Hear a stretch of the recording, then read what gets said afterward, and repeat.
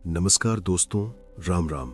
मैं हूं योगेश और आप सुन रहे हैं हॉरर कहानी, वो भी मेरी जुबानी। तो दोस्तों, आज मैं आप लोगों के लिए एक बहुत ही डरावनी कहानी लेकर आया हूं। दोस्तों, आज की कहानी सुनने के बाद आप रात में किसी सुनसान सड़क पर सफर करने से पहले 100 बार सोचेंगे।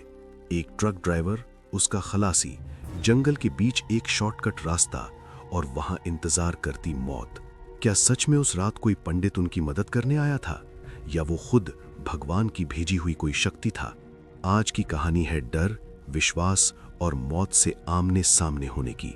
तो लाइट बंद कर लीजिए, हेडफोन लगा लीजिए, क्योंकि जो आप सुनने जा रहे हैं वो कमजोर दिल वालों के लिए नहीं है। तो दोस्तों, कहानी शुरू करने से पहले मुझे आपसे एक छोटी सी रिक्वेस्ट है कि अगर आप लोग मेरे चैनल पर नए हैं तो मेरे चैनल को सब्सक्राइब करें और मेरी वीडियो को लाइक करें। तो चलिए दोस्तों, बिना समय बर्बाद किए कहानी शुरू करते हैं। मेरा नाम बलराम है और मैं एक ट्रक ड्राइवर हूँ। मुझे ट्रक चलाते लगभग 10 साल हो गए हैं। इन 10 सालों में मुझे ट्रक चलाने का काफ़ी अच्छा अनुभव हो गया है। पहले मैं अकेले ही ट्रक चलाता था, लेकिन लंबे सफ़र के दौरान मुझे रास्ते में काफ़ी मुश्किलों का सामना करना पड़ता था। जैसे कि ट्रक के बहुत से काम ऐसे होते हैं जिन्हें अकेले करना बहुत मुश्किल होता है। इसलिए मैंने अपने साथ एक खलासी रख लिया जिसका नाम शंभू है। शंभू काफ़ी होशियार इंसान है और वो मेरे साथ लगभग 5 साल से है। इतने समय के बाद मैं उसे अपने छोटे भाई की तरह मानता हूँ।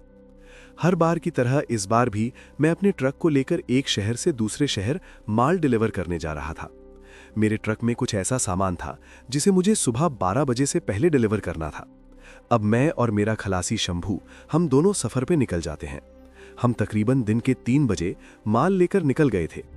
अब हमें रास्ते पर चलते हुए लगभग 3 घंटे हो चुके थे।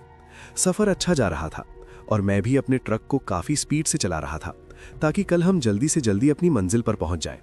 उसके बाद मैं और मेरा खलासी काफ़ी बातें करते रहे और बातों बातों में कब रात हो गई पता ही नहीं चला। अब रात के 9 बज चुके थे कि तभी मेरा खलासी शंभू मुझसे कहता है, उस्ताद, बहुत भूख लगी है, क्यों ना खाना खा लिया जाए। तब मैंने शंभू से कहा, भूख तो मुझे भी लगी है, लेकिन अभी तो कोई ढाबा भी नजर नहीं आ रहा। जैसे ही कोई ढाबा दिखेगा मैं ब्रेक लगा दूंगा। तुम भी देखते रहना, अगर तुम्हें कोई ढाबा दिखे तो बता देना। दरअसल जिस साइड हम जा रहे थे उधर पहले मैं कभी नहीं गया था। उस वाली तरफ हम पहली बार जा रहे थे, इसलिए हमें ढाबों के बारे में ज्यादा पता नहीं था। अब हम चल ही रहे थे कि तभी मेरे खलासी शंभू ने जोर से कहा, वो देखो उस्ताद, उस तरफ एक ढाबा है, चलो वहां चलते हैं। तब मैंने ट्रक को स्लो किया और अपनी नजर उस तरफ की। मैंने भी उस ढाबे को देखा। तब मैंने अपने खलासी से कहा, ठीक है, चलो उस ढाबे पर चलते हैं। फिर मैंने अपने ट्रक को उस ढाबे की तरफ मोड़ा और ट्रक को ढाबे के बाहर लगा दिया। अब हम उस ढाबे में गए और फिर मैंने ढाबे वाले से खाना मांगा। फिर मैं और मेरा खलासी खाना खाने लगे। खाना खाने के बाद हमें काफ़ी रात हो गई थी। ढाबे से निकलते निकलते लगभग 10 बजे से ऊपर का वक्त हो गया था। अब हम फिर से सफ़र पर निकल पड़े। अभी हमें ढाबे से निकले कुछ वक्त ही हुआ था कि मैंने देखा सामने गाड़ियों का लंबा जाम लगा हुआ था।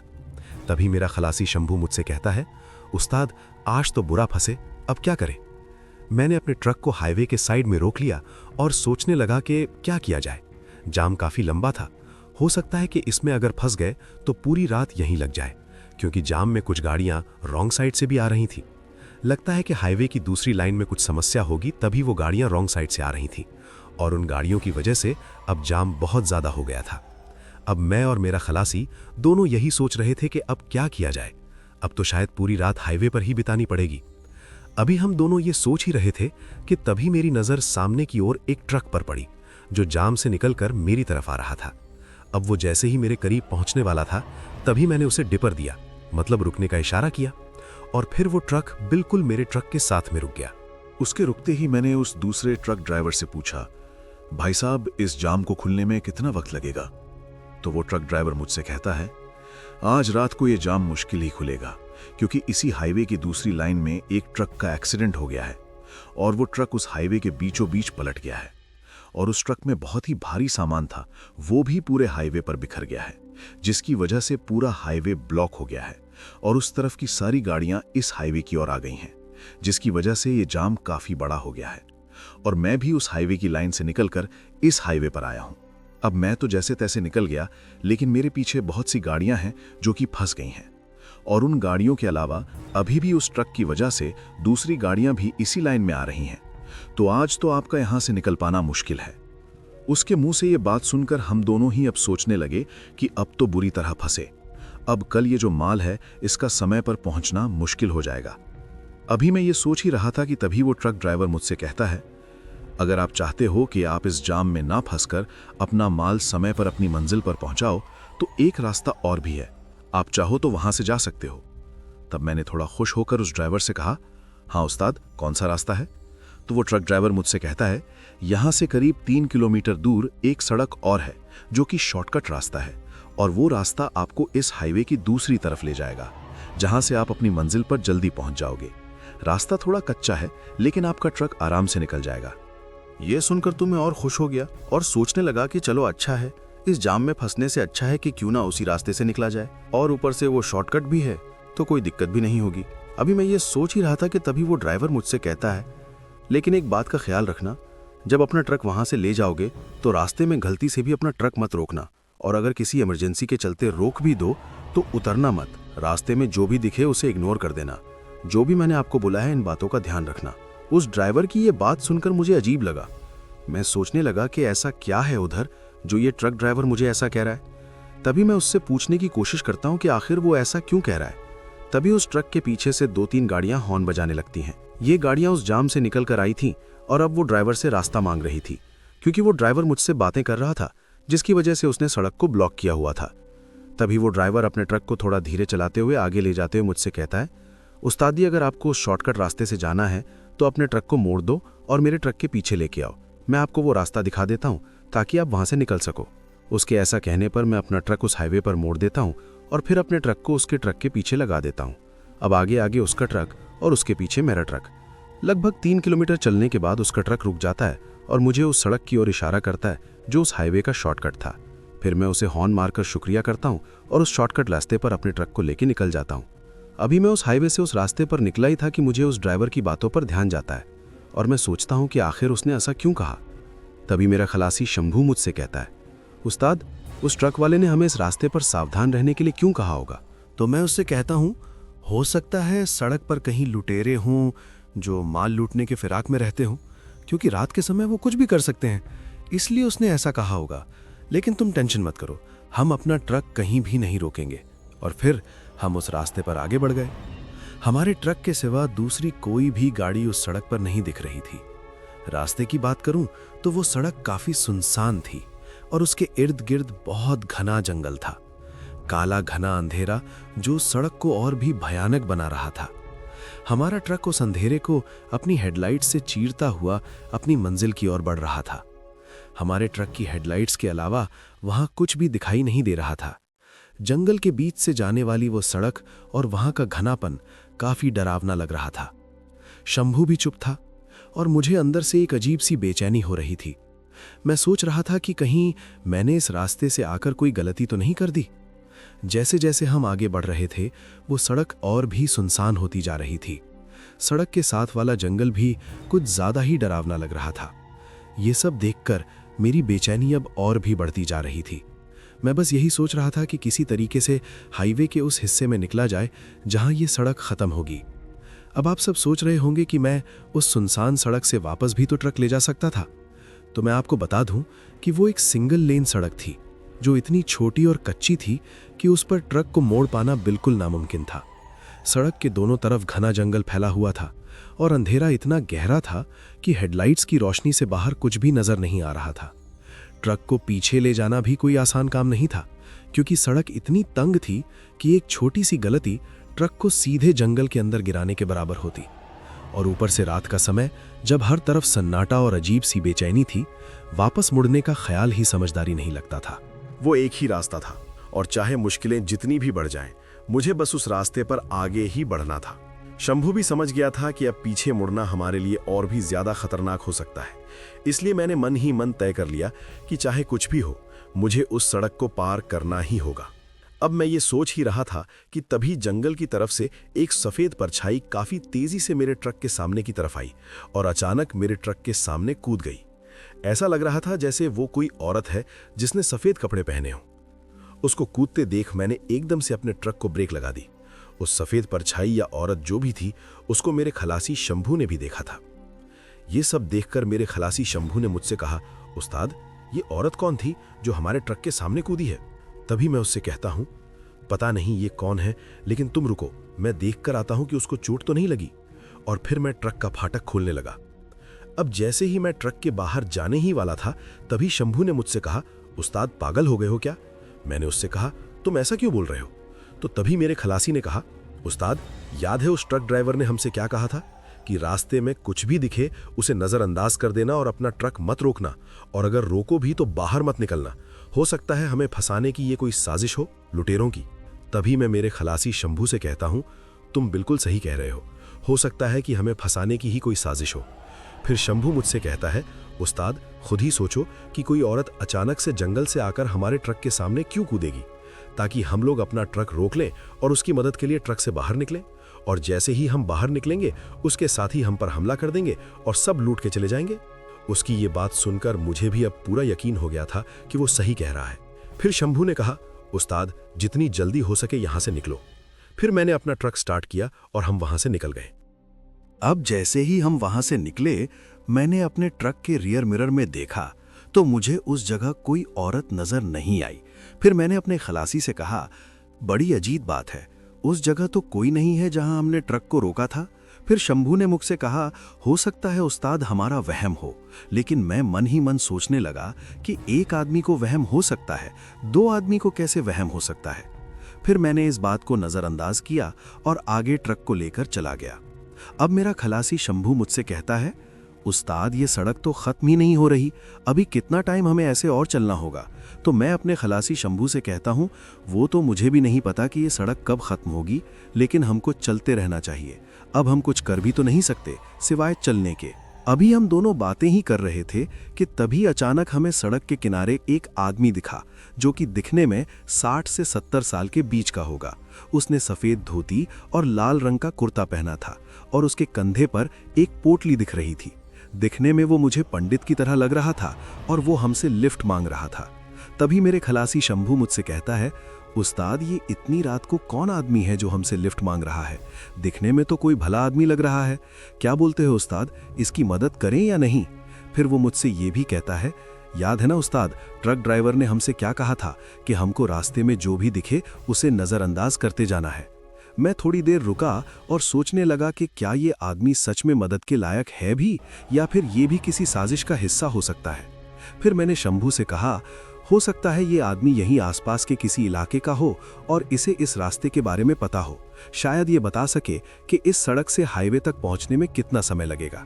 हम इस आदमी से आगे का रास्ता भी पूछ लेंगे और अगर ये कोई लुटेरा हुआ तो भी हम दो आदमी हैं, ये हमारा कुछ नहीं कर पाएगा। ये बात सुनकर मेरा खलासी भी मान गया और बोला, ठीक है उस्ताद, हम इसे लिफ्ट दे देते हैं, हो सकता है हमारी मदद ही हो जाए। फिर मैंने अपने ट्रक को उस आदमी के पास ले लिया। वो आदमी ट्रक के करीब आकर बोला, बेटा, मेरा गांव यहाँ से थोड़ा आगे है, अगर आप मुझे लिफ्ट देंगे तो आपकी बड़ी मेहरबानी होगी। मैंने कहा, कोई बात नहीं बाबा, आप आ जाइए। वो ट्रक का फाटक खोलकर केबिन में आ गया और हम आगे की ओर चल पड़े। तभी मेरा खलासी शंभू उस आदमी से पूछने लगा, आप इतनी सुनसान जगह पर, वो भी इतनी रात में, क्या कर रहे थे? वो आदमी बोला, बेटा, मैं एक पंडित हूँ, किसी काम से यहाँ पास के एक गांव में गया हुआ था। मुझे हवन कराने के लिए बुलाया गया था और मैं वहीं से आ रहा हूँ। मैंने कहा, पंडित जी, आप इतनी रात को वहाँ रुक भी तो सकते थे, आपको इतना ज़रूरी क्या काम था जो आपको रात में ही निकलना पड़ा? पंडित ने कहा, ऐसा नहीं है कि मैं वहाँ रुक नहीं सकता था। जहाँ मैंने हवन किया वहाँ के लोग भी मुझे रोकने की कोशिश कर रहे थे कि आज रात यहीं रुक जाओ, सुबह चले जाना। लेकिन मेरी बीवी की तबीयत बहुत ख़राब चल रही है। मैंने उससे कहा था कि मैं जल्दी घर आ जाऊँगा, लेकिन आज के काम में बहुत ज़्यादा समय लग गया। दरअसल जहाँ मैं गया था वहाँ 2 हवन हुए, जिसकी वजह से काफ़ी देर हो गई। मुझे लग रहा है कि मेरी बीवी को मेरी ज़रूरत होगी। हमारा एक ही बेटा है जो शहर में काम करता है। घर पर मैं और मेरी बीवी ही रहते हैं, लेकिन पंडिताई के काम से मैं कभी एक गांव तो कभी दूसरे गांव जाता रहता हूं। पिछले 2 दिनों से मेरी बीवी बहुत बीमार है। मैंने उसे कहा था कि आते वक्त दवाई लेता आऊँगा, लेकिन अब रात इतनी हो गई है कि इस वक्त कुछ भी नहीं मिल सकता। पंडित ने कहा, शुक्र है आप लोगों का जो आपने मुझे लिफ्ट दे दी, आपका ये उपकार मैं कभी नहीं भूलूंगा। उसकी बातें सुनकर हम भी उस पर यकीन करने लगे और मैंने ट्रक चलाना शुरू कर दिया। अभी कुछ ही समय हुआ था कि मैंने देखा वो पंडित कुछ अजीब तरीके से ट्रक के सामने की ओर तो कभी ट्रक की साइड वाली खिड़की की ओर बार बार देख रहा था, मानो वो डरा हुआ लग रहा हो। तभी अचानक से उस पंडित ने कहा, बेटा सामने एक मोड़ आएगा, वहां से जितनी जल्दी हो सके निकल जाना, भूल कर भी ट्रक मत रोकना, और अगर कुछ भी दिखे तो घबराना मत। उसकी ये बात सुनकर मेरे दिल की धड़कन तेज हो गई। मैं सोचने लगा कि पंडित ऐसा क्यों बोल रहा है। अब मैं उससे इस बारे में पूछने ही वाला था कि मेरा ट्रक उस मोड़ के करीब पहुंच गया। मैंने अपनी ट्रक की स्पीड कम करने की बजाय थोड़ी तेज कर दी। ज्यादा तेज भी नहीं कर सकता था क्योंकि मेरे ट्रक में जो माल था वो काफी भारी था। अगर ज्यादा तेजी की तो ट्रक पलट भी सकता था, इसलिए मैंने ट्रक की गति उसके भार के मुताबिक ही बढ़ाई। अब जैसे ही वो मोड़ आया, मैंने ट्रक को काफी तेजी से वहां से निकाला, और जैसे ही मेरा ट्रक उस मोड़ से आगे बढ़ा, अचानक मेरे ट्रक के सामने सड़क के बीचों बीच एक औरत खड़ी दिखाई दी। उसने सफेद रंग के कपड़े पहने हुए थे। उसे देखकर मैंने तुरंत ब्रेक लगा दी। ब्रेक लगाते ही मुझे मेरे खलासी और उस पंडित को जोर का झटका लगा, क्योंकि ट्रक तेज रफ्तार में था और अचानक ब्रेक लगाने के कारण झटका लगा। जैसे ही ट्रक रुका, मैंने देखा कि सामने की तरफ जो औरत थी उसका मुंह हमारी तरफ था। उसने सफेद कपड़े पहने हुए थे जो काफी गंदे और फटे पुराने लग रहे थे। उसके बाल बहुत लंबे थे जो उसके चेहरे को ढके हुए थे, जिसकी वजह से उसका चेहरा साफ नहीं दिख रहा था। तभी मेरा खलासी शंभू मुझसे बोला, उस्ताद, ये तो वही औरत है जो कुछ देर पहले हमारे ट्रक के सामने कूदी थी। लेकिन उस्ताद, ये इतनी जल्दी यहाँ तक कैसे पहुँच गई? मैंने कहा, हो सकता है ये कोई दूसरी औरत हो, शायद पागल हो, क्योंकि इसके कपड़ों से तो यही लगता है कि ये काफी पुराने हैं और इसकी हालत देखकर भी यही लग रहा है। हो सकता है ये दिमाग से पागल हो। मैं ये इसीलिए कह रहा था क्योंकि मैं भूत प्रेतों पर ज्यादा यकीन नहीं करता था, इसीलिए मैंने इस बात पर ज्यादा ध्यान नहीं दिया। अभी मैं और मेरा खलासी यही बातें कर रहे थे कि अचानक पंडित घबराते हुए बोला, जिस बात का डर था वही हो रहा है। अब उस पंडित के चेहरे पर पसीने की बूंदें साफ दिख रही थीं। उसकी आंखों में एक अजीब सा डर था जो अब हमें भी अंदर तक झकझोर रहा था। उसकी हालत देखकर लग रहा था कि वो हमसे कुछ कहना तो चाहता है, लेकिन डर के मारे खुलकर कह नहीं पा रहा है। तभी मेरा खलासी उस पंडित से पूछता है, पंडित जी, आप ऐसा क्यों बोल रहे हो कि जिस बात का डर था वही हो रहा है? तो पंडित जी थोड़ी हिम्मत करके बोलते हैं, ये जो सामने तुम्हें औरत नजर आ रही है, ये कोई पागल नहीं है, बल्कि ये एक चुड़ैल है, और ये देखने में भी काफी खौफनाक है। इसने आज तक न जाने कितने इंसानों को अपना शिकार बनाकर मार डाला है और फिर उनके शरीर को बड़ी बेरहमी से खा जाती है। अब पंडित जी की इस बात को सुनकर हमारी हालत खराब हो गई और हम दोनों डर के मारे कांपने लगे। इसके बाद पंडित जी कहते हैं कि मैं हर जगह अपने पंडित वाले काम के लिए जाता हूं, लेकिन इस इलाके की तरफ कभी नहीं आता। यहीं पीछे जहां से तुम लोगों ने मुझे लिफ्ट दी, वहां थोड़ी ऊपर की ओर मेरा एक मित्र रहता है। उसके काफी बार बुलाने पर भी मैं यहां आने को तैयार नहीं हुआ, क्योंकि मुझे पता था कि इस रास्ते पर उस चुड़ैल का बहुत आतंक है। लेकिन फिर मेरे उस मित्र ने मुझे बहुत मजबूर किया, जिसकी वजह से मुझे यहां हवन के लिए आना पड़ा। लेकिन मैं ये सोचकर आया था कि मैं अपना काम खत्म करके वहां से दिन के उजाले में ही निकल जाऊंगा। फिर मेरे मित्र के छोटे भाई ने भी मुझे उसके लिए हवन करने को कहा और मैं मना नहीं कर पाया। इस वजह से मुझे वहां देर हो गई। उन लोगों को भी इस चुड़ैल के बारे में पता था, तभी वो लोग मुझे रोकने की काफी कोशिश कर रहे थे। जैसे ही रात होती है, उस गांव के लोग अपने घरों से बाहर निकलना बंद कर देते हैं। लेकिन मेरी पत्नी की तबीयत ज्यादा खराब होने के कारण मुझे मजबूरन आना पड़ा, और अब मैं जल्दी जल्दी वहां से हाईवे की तरफ ही आ रहा था जहां से तुमने शॉर्टकट पकड़ा था। तभी मुझे तुम्हारा ये ट्रक दिखा और मैंने तुमसे लिफ्ट मांगी। मैंने भी सोचा कि शायद हम 3 लोगों को इसका सामना नहीं करना पड़ेगा, लेकिन आज जिस बात का डर था वही हुआ। उसकी ये बातें सुनकर मेरे खलासी शंभू के चेहरे से भी पसीना बह रहा था और मेरी भी हालत खराब हो रही थी। अब पंडित जी हमसे ये बात कह ही रहे थे कि अचानक से मेरे खलासी ने जोर से कहा, उस्ताद वो देखो, ये औरत तो अब हमारी तरफ ही आ रही है।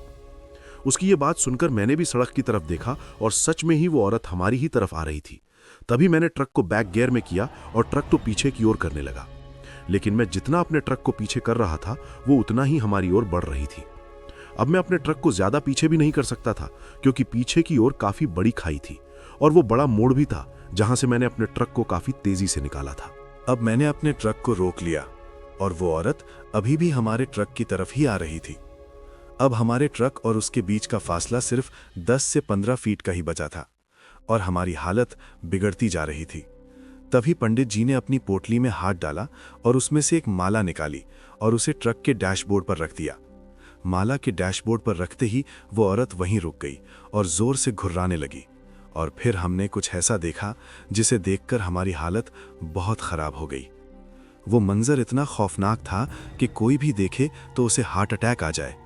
दरअसल हमने देखा कि उस औरत का जो रूप था वो बदल रहा था।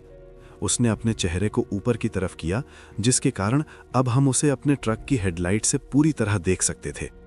हमने देखा उसकी आंखें बहुत भयानक दिख रही थीं, जैसे उसकी आंखों में किसी ने आग से भरे अंगारे रख दिए हों। उसका चेहरा काफ़ी अजीब सा था। पूरे चेहरे पर झुर्रियाँ थीं और काफ़ी बड़े बड़े भयानक दांत जो कि उसके होठों से बाहर की तरफ दिख रहे थे। उसके लंबे लंबे नाखून थे जिन्हें देखकर ऐसा लग रहा था कि मानो उन्हें किसी को चीरने का इंतजार हो। और उसके लंबे लंबे बाल जो अब बिल्कुल सफ़ेद हो चुके थे और काफ़ी भयानक नज़र आ रहे थे। ऐसा लग रहा था कि मानो सामने हमारी मौत खड़ी हो। ऐसा नज़ारा देखकर मेरी और मेरे खलासी शंभू की हालत खराब हो चुकी थी, लेकिन वो पंडित जी अभी भी अपनी आंखें बंद करके कुछ मंत्र उच्चारण कर रहे थे। और फिर अचानक से वो औरत जोर से चीखती है। उसकी चीख इतनी भयानक थी कि मैं और मेरा खलासी अपने कानों को अपने हाथों से बंद कर लेते हैं, लेकिन फिर भी वो चीख सुनाई दे रही थी। अब उसकी चीख रुक जाती है और वो फिर से हमारे पास आने की कोशिश करती है, लेकिन न जाने कौन सी शक्ति उसे हमारी तरफ आने से रोक रही थी। ऐसा लग रहा था जैसे उसे कोई पीछे की ओर खींच रहा हो। पंडित जी अभी भी आंखें बंद करके मंत्र उच्चारण कर रहे थे। तभी वो चुड़ैल हमारे नजरों के सामने से धुएं की तरह गायब हो रही थी और फिर पूरी तरह से गायब हो गई। लेकिन खतरा भी खत्म नहीं हुआ था, ये तो अभी शुरुआत थी। तभी पंडित जी कहते हैं, जितनी जल्दी हो सके यहां से निकलो, खतरा अभी कम नहीं हुआ, वो फिर से आएगी, इतनी आसानी से हमें जाने नहीं देगी। पंडित की बात सुनकर मैं अपने ट्रक को वहां से काफी तेजी से निकालता हूं और हम आगे की ओर बढ़ जाते हैं। अभी हमको आगे की तरफ जाते हुए कुछ ही वक्त हुआ था कि मैंने कुछ ऐसा देखा जिसे देखकर मेरी हालत फिर से खराब हो गई। दरअसल मैंने देखा कि वो जो चुड़ैल हमने कुछ देर पहले अपने ट्रक के सामने देखी थी, वो फिर से मेरे चलते ट्रक के पीछे काफी तेजी से हवा में उड़ते हुए दिखाई दे रही है। ये बात मैंने अपने खलासी को बताई और फिर वो भी डर के मारे कांपने लगा। फिर मेरे खलासी ने मुझसे कहा, उस्ताद अब हम बच नहीं सकते, ये चुड़ैल हमें जिंदा ही खा जाएगी, आप ट्रक की स्पीड और तेज करो। मेरा ट्रक तो पहले से ही तेज था, लेकिन उसको और ज्यादा तेज करना खतरे से खाली भी नहीं था, क्योंकि रास्ता काफी कच्चा था और सड़क में गड्ढे भी थे, जिसकी वजह से मेरा ट्रक काफी उछल रहा था और ज्यादा शोर भी कर रहा था। अब वो चुड़ैल मेरे ट्रक के साथ साथ ही उड़ रही थी और फिर मेरे ट्रक की खिड़की के पास आकर जोर से हंसने लगी। उसकी हंसी काफी डरावनी थी।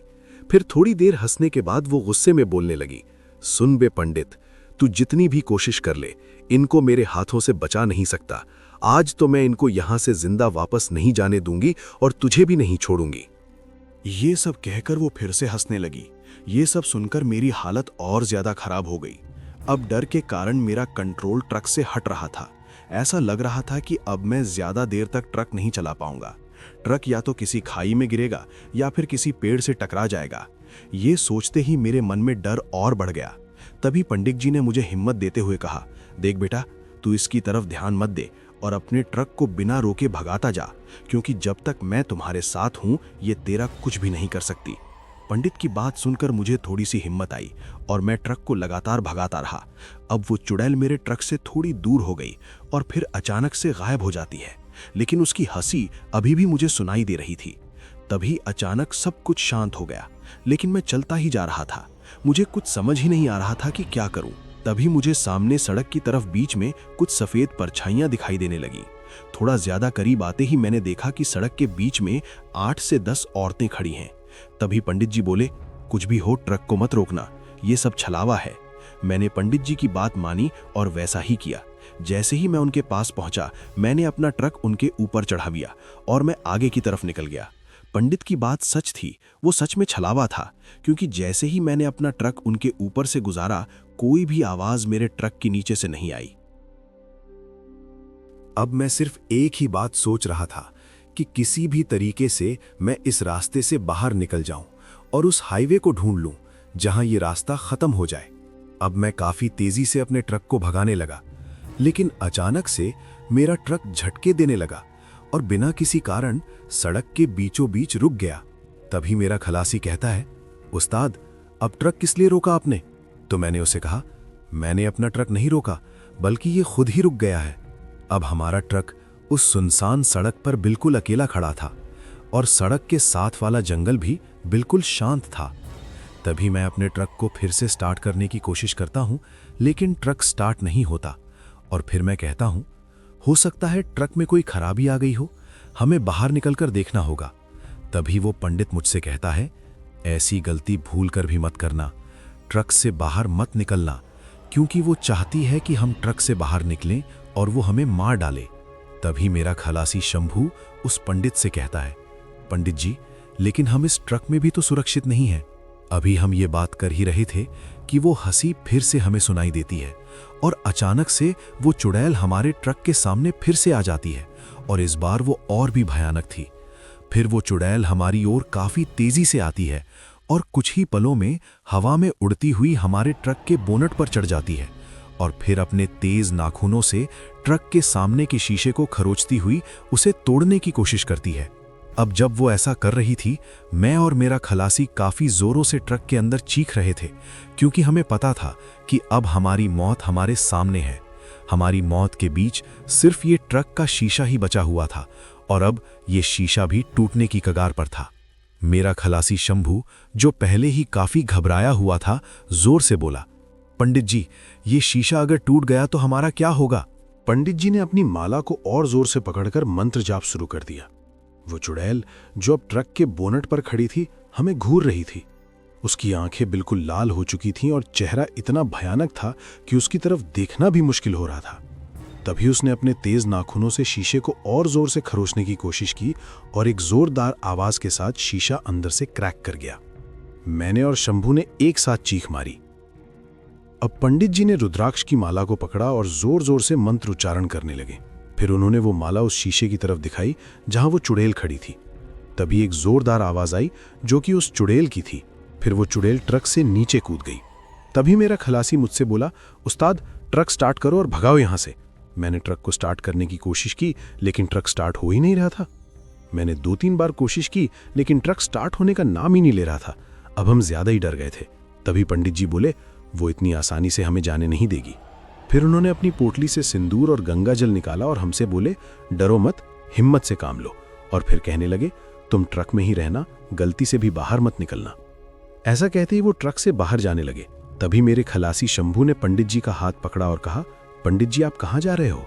आप भी बाहर मत निकलो, बाहर आपकी जान को खतरा हो सकता है।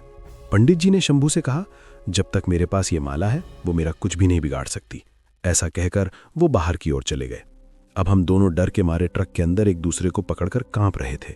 मैंने पंडित जी को देखा जो ट्रक के बाहर सिंदूर से मेरे ट्रक पर कुछ निशान बना रहे थे और साथ में मंत्रोच्चारण भी कर रहे थे। उन्होंने उस सिंदूर को ट्रक के चारों तरफ लगाया और फिर गंगाजल का भी छिड़काव किया। अब वो ऐसा कर ही रहे थे कि अचानक मैंने फिर से उस चुड़ैल को देखा, लेकिन इस बार वो ट्रक की पिछली साइड में दिख रही थी। उसे मैंने अपने रियर मिरर में देखा और फिर जोर से कहा, पंडित जी, वो देखो, वो चुड़ैल हमारे ट्रक के पीछे है। फिर हमारा ट्रक मेन हाईवे पर आ गया और वो आवाजें मुझे सुनाई देना भी बंद हो गईं। लेकिन मुझे एक बात समझ नहीं आई कि वो ऐसा क्यों कह रही थी कि इस शक्ति के कारण आज तुम मेरे हाथों से बच गए। वो पंडित जी को शक्ति क्यों कह रही थी, ये मेरी समझ में नहीं आ रहा था। फिर मैंने इस बात पर ज्यादा ध्यान नहीं दिया और हम हाईवे पर आगे की ओर चलते रहे। तभी पंडित जी ने मुझसे कहा, बेटा, अब ट्रक को रोक दो। तो मैंने कहा, क्यों पंडित जी, क्या हुआ? तो उन्होंने कहा, मेरी मंजिल अब आ गई है, अब मुझे यहीं उतार दो। मेरा गांव यहीं पर थोड़ा आगे है, अब मैं यहां से चला जाऊंगा। उनके ऐसा कहते ही मैंने उनके पैर छुए और मेरे खलासी ने भी ऐसा ही किया। फिर मैंने पंडित जी से कहा, अगर आज आप हमारे साथ ना होते तो शायद आज हम जिंदा भी ना होते। आपका ये एहसान हम कभी भी नहीं भूल सकते। उन्होंने मुस्कुराते हुए कहा, जब तक भगवान का हाथ हमारे ऊपर है, कोई भी हमारा कुछ नहीं बिगाड़ सकता। मैंने फिर से उनका धन्यवाद किया और फिर पंडित जी हमारे ट्रक से उतर गए। फिर मैंने अपने ट्रक को आगे बढ़ाया और मैंने अपने रियर मिरर में देखा, लेकिन पंडित जी वहां पर मुझे दिखे ही नहीं। अचानक से वो कहीं गायब ही हो गए।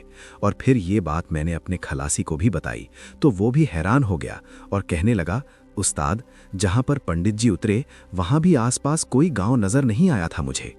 फिर मैं भी सोच में पड़ गया कि आखिर वो पंडित जी कहाँ चले गए, और वो चुड़ैल भी मुझसे कह रही थी कि इस शक्ति की वजह से तुम आज बच गए। खैर, जो भी हो, इस बात का मुझे पूरा पता नहीं कि वो पंडित जी एक आम इंसान थे या फिर भगवान की कोई भेजी हुई शक्ति। जो भी हो, लेकिन अगर आज वो ना होते तो शायद आप लोगों तक मेरी ये कहानी ना पहुंचती। उसके बाद हम अपने सफ़र की ओर निकल गए और तब से कसम खा ली कि चाहे पूरी रात जाम में लग जाए, लेकिन कभी शॉर्टकट नहीं लेंगे। तो दोस्तों, अगर आपको हमारी स्टोरीज पसंद आएं तो अपने दोस्तों के साथ शेयर भी करें। तो इसी के साथ आपसे अलविदा कहता हूं। अपना ख्याल रखें। गुड बाय दोस्तों।